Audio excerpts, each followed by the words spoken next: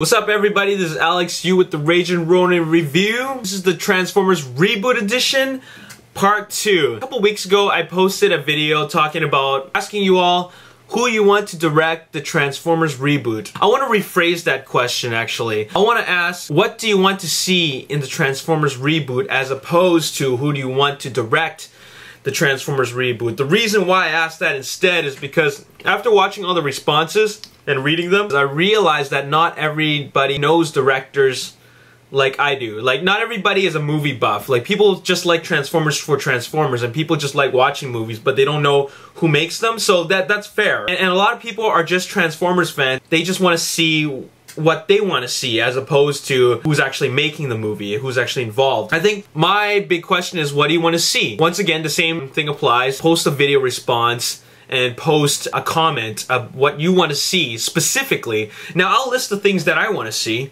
First of all, as I mentioned before, I want Robert Zemeckis to direct this movie. The reason why is because we've already seen a live-action film done by Michael Bay, and people wanted less humans, so let's just do a Cybertron style of Transformers, right? But it'll all be motion capture, which Robert Zemeckis is really good at. I want Robert Zemeckis to direct it. Now, I want to see more robot-to-robot interaction, and I think we'll get a lot of that, obviously, because there are no humans to deal with. That's a given. Another thing is that I want to see more connections with Generation 1, because I realize that Transformers universe is really vast, but it originated from G1.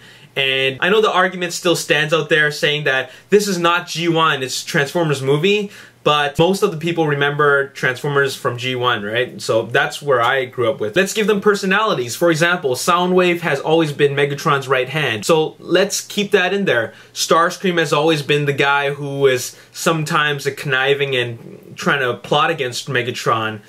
Keep that in there. Ratchet is a medical officer. Well, let's have him fix Autobots in the battlefield. Let's see some more combiners like Bruticus, aerial bots. Let's go to the origins. Like, let's you know, you could bring in the Quintessons. And I never really liked Unicron to come into the movie universe in Michael Bay's trilogy, but I think it would be way more appropriate in this new version, in this Cybertron universe. I want to see Wheeljack as the guy who invents stuff for the Autobots. We could even go back to the origins of how Megatron and Optimus were brothers, you know, just like when in season 4 of G1. So these are things that I want to see. I realize a lot of the kids today won't really remember all that or understand it as much as we will, as people who grew up with G1.